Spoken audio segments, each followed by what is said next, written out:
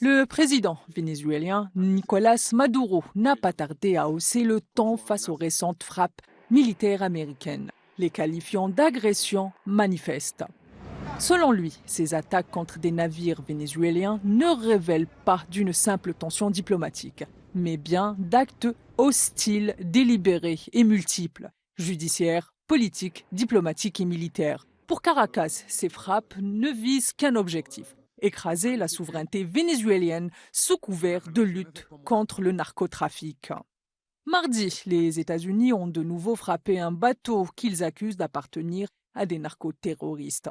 La première attaque remonte au 2 septembre dernier. Pour le gouvernement vénézuélien, ces frappes sont un signal clair de préparatifs à une agression militaire. Une thèse qui trouve écho dans l'histoire récente lorsqu'en 2017, durant son premier mandat, Donald Trump avait suggéré qu'une intervention militaire contre le Venezuela était une option sur la table.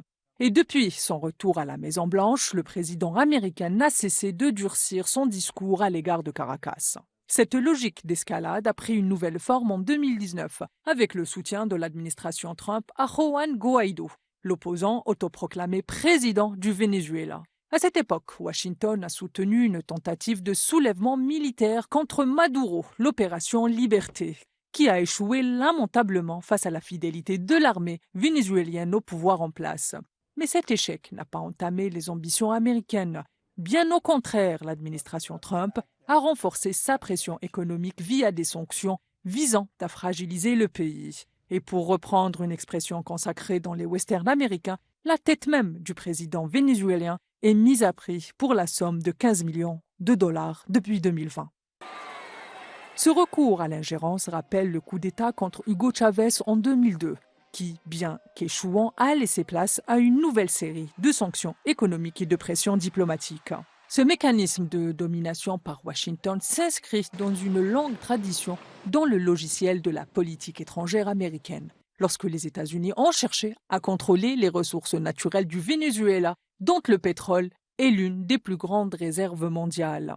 Le pétrole vénézuélien est un enjeu stratégique majeur. Depuis l'arrivée de Hugo Chavez en 1999, qui a lancé des réformes sociales financées par les revenus pétroliers, Washington a vu ses intérêts économiques menacés. Le virage bolivarien du Venezuela, qui rend avec les dépendances à l'égard des États-Unis, est perçu comme une menace stratégique. Les frappes militaires récentes sous couvert de lutte contre le narcotrafic n'échappe pas à cette dynamique. Membres d'observateurs pointent du doigt la fausseté de ces arguments, rappelant la manipulation des États-Unis lors de l'invasion de l'Irak en 2023, avec la fameuse présentation de Colin Powell au Conseil de sécurité de l'ONU et l'argument fallacieux concernant les armes de destruction massive.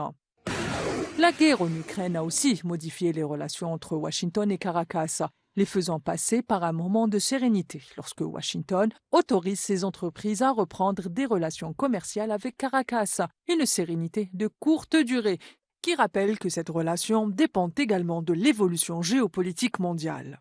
Cela dit, le bras de fer entre Caracas et Washington s'inscrit dans la logique du front ouvert entre la Chine et les États-Unis. Caracas, avec ses vastes réserves, se place au cœur d'un réajustement géopolitique. Et la conviction de Maduro pour le Sud global par ses alliances diplomatiques et commerciales exacerbe l'hostilité de Washington.